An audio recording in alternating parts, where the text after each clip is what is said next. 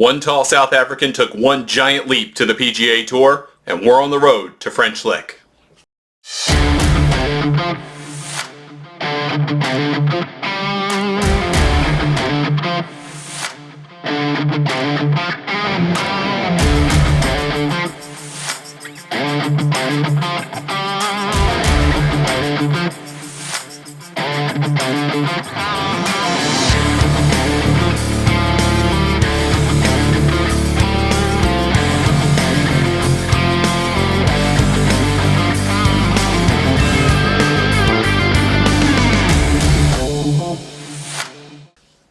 Hello and welcome once again to the Road to French Lick, a show chronicling the Korn Ferry Tour. I'm Ryan Ballingy. On this week's show, we're going to go over the Pinnacle Bank Championship out in Omaha, Nebraska, the penultimate regular season event on the Korn Ferry Tour schedule. We'll preview the Albertsons Boise Open with James Nitties from Golf Channel as we get ready for the end of the regular season on the Korn Ferry Tour schedule.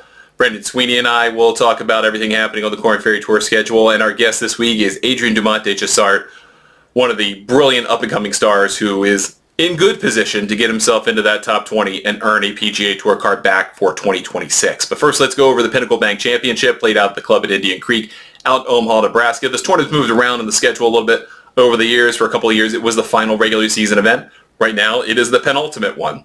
And it was won by 6'8", 24-year-old South African Christo Lamprecht, the former world number one amateur, wins for the first time on the Korn Ferry Tour. He did it in dramatic fashion, winning by a shot on 19 under 265, and he did that on the back of a 72nd hole out from the bunker for birdie to win the tournament. Incredible highlight moment for the South African, who wins $180,000 with the victory. He gets 500 Korn Ferry Tour points, moves up into the top 10 in the points list, puts himself in great position to earn a PGA Tour card in 2026.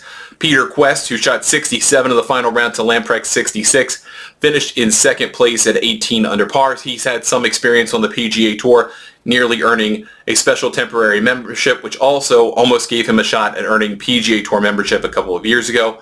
Robbie Shelton came into the final round with a chance to win on the Korn Ferry Tour, which he has done 4 times in the past and has kind of breezed his way through the Korn Ferry Tour at different points in his career. Ultimately, his 69 in the final round was not a good enough follow-up to his 63 in the third round. That put him 2 shots back of Lamprecht on 17 under total. Sudarshan Yelamaraju, who won the second event of the year out in the Bahamas, he finished in solid 4th place and gets himself into better shape to get inside that top 20 and give himself a good chance at a PGA Tour card in 2026. But the man of the hour is Christo Lamprecht. Let's hear from the winner of the Pinnacle Bank Championship. Yeah, it's a relief. Still hasn't sunk in. Kind of still think I'm on 18 screen trying to do something special. But yeah, it's nothing but awesome. It's really something I've worked hard for and nice to kind of kick in. And a really dramatic finish right there. Just walk me through everything about 18. Yeah, I mean, simple way to sum it up. It's never a dull moment with me on a golf course. But yeah, I kind of just kept on trying to stay patient, hit good golf shots one at a time today. And then, yeah, I just kind of really wanted to hit this fairway when I didn't, and I was really bad lie, and I just thought if I could get somewhere up this near the green, just give myself a fraction of a chance. And yeah, it worked out just the way it's supposed to, I guess. With his win in the Pinnacle Bank Championship out in Omaha, Christo Lamprecht cracks the top 10 in the Korn Ferry Tour points list, comes in at number 10 exactly at 1,064.9 points, putting him in a great position to lock up a PGA Tour card for 2026. However, the top 5 in the point standings remains unchanged, but we do have another player who is officially tour bound. So Johnny Kiefer continues to lead the points list at 2,025 points. He's the first player this year to crack that 2,000 point number on the Korn Ferry Tour. Austin Spotherman remains in second place at 1,844 points, and Neil Shipley is in third place at 1,607 points. He is now, by the Tour's calculations, officially tour-bound. He is going to have a PGA Tour card in 2026. Hank Lebioda remains in fourth position at 1,444 points, and S.H. Kim rounds out the top 5 at 1,343 points. You've arrived at French Lick Resort, here in Indiana. 2 hotels you have to see to believe. Legendary Golf by Pete Dye and Donald Ross. Our little corner of the world is like nowhere else. Your French Lick getaway starts now at FrenchLick.com. Our guest this week on the road to French Lick is Adrien Dumont de Chassart. The U of I product is in the 27th position in the Korn Ferry Tour point standings. Brendan Sweeney caught up with him earlier in the season out in Illinois to talk about his time on the PGA Tour, his time back on the Korn Ferry Tour after winning his professional debut, and his hopes to get back to the PGA Tour for 2026. All right. ADC, what's up, baby? Not much. Well, Happy to be back in Chicago. Yeah, welcome back to the great state of Illinois. Yeah. How's it been on the road? It's been good. A little tiring, especially when you're right outside the top 20, so you feel like you have to play every week to slowly get some points and climb inside the top 20. Yeah. Well, I mean, if you look at what the numbers were last year, top 30, and that drops down to 20. And then next year on the PGA Tour, it's going from 125 to 100. So those 25 guys. This year already. Yeah. So it's going to be a lot more competition out there. So you got to hit the iron while it's hot, huh? That's right. Yeah, I think once you make it, it's going to be great. Yeah. With smaller fields, I guess. So easier to make cuts. Maybe easier to finish at the payoffs are better. We'll see. But we got to get there. Yeah, got to get there one step at a time. Good incentives. Talk about, you want to reflect, since we're in Illinois right now, reflect back upon your experience at U of I, and then some of the successes that have come from there. I mean, you look at BC; he's got 2 victories out there right now, and then obviously Coach Mike Small has been, timeless in his victories in Illinois, and he's still going on. So, no, I mean, it's definitely nice to be back in Illinois. I was actually in Champaign, Illinois, like 3 weeks ago after the Springfield event. So it was nice to be back at the facility. Briefly saw Coach Mo for a little bit, but still nice to talk to him. He hit you up for a check? No. But yeah, I mean, we had a great time in Illinois. Learn how to play the game of golf the right way. Yeah. Learn some, valuable lessons that, has been helping me since I turned pro. But, like Coach said, at the end of the day, it's what matters. It's, that little bucks at the end of the scorecard. So it doesn't really matter how it looks. You just got to find a way to get it done. How are you preparing for yourself for this week? Being back in the Chicagoland area, it's a different type of golf from, let's say, South America, or when the season started off. And the Korn Ferry sort of touches upon each different golf course. And this place is pretty unique. Yeah, I mean, I got to play 2 years ago. Obviously, if you can take advantage of those par 5s, that's a big deal. Right. Obviously, if you can hit fairways, it makes it easier to hit close on your second shot. And then, as any other tournament, really, like if you have a good short game, you're going to avoid making bogeys, and those at the end of the week can make a big difference. Perfect. Well, we wish you the best of luck, and go ILL. INI, that's right. Attaboy. Yeah. Good luck this week, man. Thank you. Take care. Yeah. James Nitties joins us. Brendan Sweeney's down in Orlando. James Nitties is at Ponte Vedra Beach doing PGA Tour live this week for the BMW Championship, second leg of the FedEx Cup playoffs. But soon we will all be together out in French Lick, Indiana for the Korn Ferry Tour Championship presented by United Leasing and Finance. James, first half of the season, first 2/3 of the regular season was just trying to get a struggle to get a 2-time winner. Now we've got 3 2-time winners, and every single event piles on somebody who gets in the top 20 and looks a whole lot closer to a PGA Tour car for 2026. What have kind of been your impressions of the back half of the regular season now that Neil and Austin and Johnny have kind of really asserted themselves? Well, like you said, once those boys found their footing, we've really turned it into a 3-horse race here on the Korn Ferry Tour. I mean, the separation between Johnny Kiefer and fourth is it's over a win. So really seeing the cream rise of the crop, Johnny Kiefer, he's a prodigy, he's a superstar. Yeah. I think he wins on the PGA Tour. And then even like with Neil Shipley, he's a guy that's had success on the PGA Tour with Monday qualifying, with getting sponsors invitationals even before this Korn Ferry Tour season. And then you got Austin Smotherman, a guy that he deserves to be on the PGA Tour. He's just spent about 3 seasons out there, just missed keeping his card last year, and talked about how he really wanted to prove himself on the Korn Ferry Tour this year and get the number 1 position on the points list. He's even with a guy like Johnny Kiefer. So you've got 3 really determined guys, and they're all at different points of their career, but they're really starting to separate as we come to the last regular season event in Boise this week. Now, how do you reflect upon the changes that happened this year that are in place with the cards going from 30 players getting their PGA Tour card last year and 20 receiving them this year. I mean, there's 10 spots and there's blood in the water right now. It's volatile. I mean, you go from the 30 PGA Tour cards, which was tough to get in itself and graduate it from such a deep and compacted Corn Ferry Tour, to now 20 cards. Last year, Jeremy Paul finished 21st on the Corn Ferry Tour points list. The guy had a win, a couple top 10s, and he made plenty of cuts. So you got to tell a guy that's going to get a win and had other good results, hey, you're not going to the PGA Tour.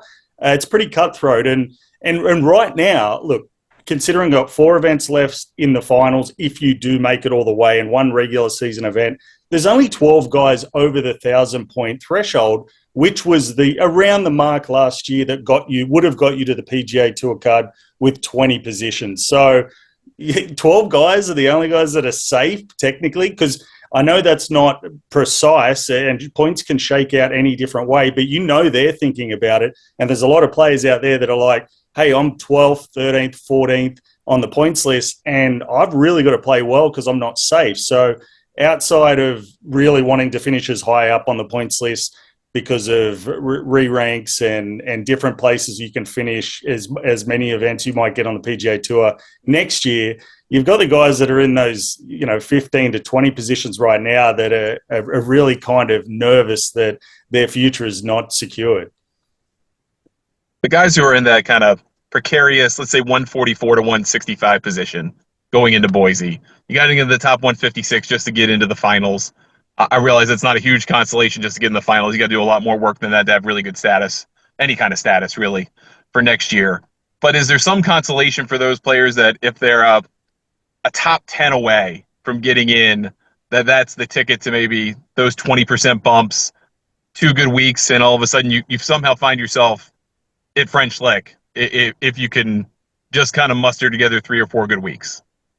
Perfectly said, Ryan. Look, making it week to week can be life-changing. A guy that won the Corn Ferry Tour championships last year in Braden Thornbury, the guy was outside the top 100 with like 7 events to go, comes in, gets himself progresses through the finals, and making it to Boise was still on his mind, or making it to the first finals event was still on his mind with about 8 or 9 events to go. So he wasn't even secure on the Corn Ferry Tour for the following year. Come the end of the year, he's going to the PGA Tour. So you said it perfectly. Just making 1 extra week can turn everything around. And with as good as these players are and the way they know these courses, there's always that 1 or 2 stories of guys that will just creep through to the finals and then get a PGA Tour card. So, look, we can sit here and talk about just the top 20 and how they're the guys that'll get to the PGA Tour. But there's always that story of a guy that, like, I was in a position of late in my career where I just wanted to get another year on the Corn Ferry Tour. I just wanted conditional status on the Corn Ferry Tour. So, I mean, last year, I think it was Onishi that's playing on the PGA Tour this year. He got that 100th position, right? That gets you the limited conditional status on the Corn Ferry Tour you can get. He comes out the following year, gets a win on the Corn Ferry Tour. He played on the PGA Tour this year. So, yeah, every position matters. They're all thinking about it. And I think getting into Boise, I think the field stretches out to around about 180 on the points list. So, yeah, it's 156 players this week, but there's still guys that are just inside that top 200 that really need to play well this week just to make it to the next event and the first event in the finals. Are there any players out there that have surprised you or shocked you that they're in the position they're in right now, whether it being they're up there in the top 20 or they're hanging out like around the 150 level and really haven't kicked it in yet this year? There's a fair few, like a guy that came down from the PGA Tour, Robbie Shelton. Mm-hmm. He played well the last couple of weeks, but before that, he was right around 100th on the points list. This is a guy that's won 4 times on the Corn Ferry Tour. He's only spent 3 seasons down here, and 2 of those he finished second on the points list. So it was fun when I talked to Shane Bacon, who I do a lot of the broadcasts with. I was like, this guy's usually walks through the Corn Ferry Tour. and he was struggling, different injuries and swing thoughts. There's a good story. One of those guys that we were talking about, Jin Chung, never had status, any tour in the world ever. And he went through Q School last year. He's in his 30s, so he's a Corn Ferry Tour rookie in his mid-30s this year. That's a cool story if he could find a way to make the cut this week and then progress into the finals. And then another one, Adrien Dumont de Chassart. I said that I wanted him to get on the Ryder Cup team. There's a guy that came out of PGA Tour U not even 2 years ago. He wins his first event as a professional at the BMW Charity Pro-Am. He loses in a playoff in his very second event, and then he rattles off 4 top 10s, gets his PGA Tour card, and I was like, this is going to be the next Ludwig Aberg, the possible next, the preceding of Johnny Kiefer. And so he was a guy that I was surprised when he came back down to the Corn Ferry Tour this year. He's flirting around that 30th mark. So there's a couple guys that, the really good stories that just want to make it to the next year of the Corn Ferry Tour. And there's some studs where I'm like, they don't belong on the Corn Ferry Tour. So I expect a big finals out of them. Well, good, Ryan. I think we have a good thing happening here with the Road to French Lick, and it's getting exciting. We're on our last week of the regular season tour, and then we have some time off, and then we'll kick in with the playoffs. So.